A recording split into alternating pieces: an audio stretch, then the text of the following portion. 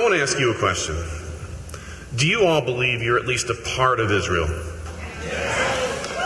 Can I hear you say, we are Israel? So that was pretty good. I was going to make you do it twice. Do you know that one of the most prophetically significant things that you could ever hear in your lifetime is what just came out of your own lips? You see, 2,700 years ago, Israel ceased to retain God in their minds, in their knowledge. They weren't thinking about God. And so God did what God had to do. God gave them up to idols.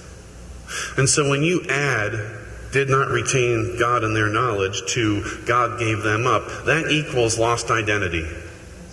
It means Israel didn't know who they were anymore. And moreover, he scattered them out into the nations, all colors, all tongues. Okay? And though there have been different small revivals where people have begun to realize that they're Israel, it has never encompassed all nations, all tongues, all peoples, all colors. Until now, until the last 20 or 30 years. And so if we're regaining our identity, we know that we're Israel. We hear that shofar blast and it just goes through our bones. Yes, yes. Then we are on the precipice of something incredible. I got to see Paul Wilbur a couple of weeks ago, and if he said it once, he said it 20 times. He said, these are the days of Elijah. And they are, if we really are Israel. And I believe that we are. See, we got a problem, though. We do have a problem.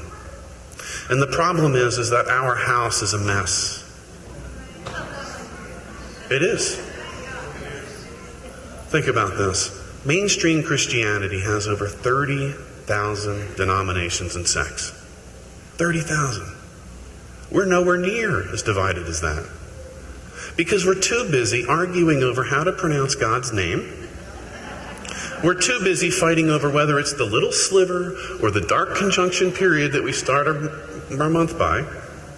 We're too busy arguing over whether we're allowed to say Lord or God or Jesus or church. We're fighting over such small things. Minutia, I think, is a word that Batya uses. I like to think, folks, that we are straining at the tiniest of gnats, while camels dance by us with smiles on their faces. Okay? We can't exist like that. We can't take his hand at all until we can take each other's hand.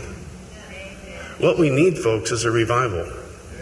I mean, a true revival. A true revival. I'm not talking about that man-scheduled revival where from July 17th to the 24th at the First Baptist Church, the Right Reverend Billy Saul Hargis is going to do his 5-day series on sanctification. Okay, that's not a revival. That's Sunday school at night. What we need is for all of us to get back down on our knees, hit the reset button, call a mulligan, do whatever you got to do, but get back down on our knees and open up our hearts to God and resubmit, shakah, to God like we never have before.